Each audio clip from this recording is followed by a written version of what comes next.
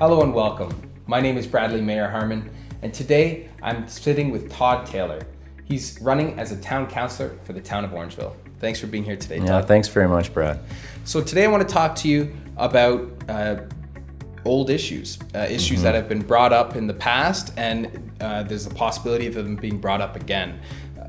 What is your opinion on bringing up old debates or old decisions that have been made at town council? Yeah, I fully expect that they will come up. There's unfinished business for sure in the last town council. In my mind, the biggest one is the policing debate. The previous council made their decision regarding police in the community. I will not be pushing council to reopen the issue. It would take time to be in a new costing exercise. OPP resources will dictate how that's going to go and what the timeline would be for a decision overall. It's not simply an OPP versus OPS discussion. There are other options, such as partnering with Shelburne, who need a new police station, or Amaranth, who also have issues that they need and options that they need to consider.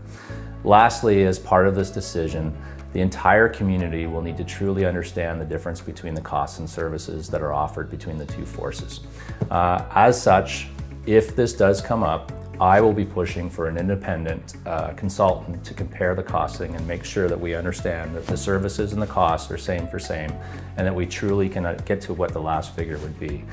Once we know that, only then can a costing decision be made, and I will make up my mind at that time when we have the facts as to exactly what it would be. Okay, well, thank you very much for speaking to this point. I know there's some people who have definitely wanted to make sure they heard from each candidate. So thanks for coming in today, Yeah, Todd. thanks very much, Brad. Appreciate it. If you'd like to see some more videos on what Todd has to say, please do take a look at the links below, and thank you for watching.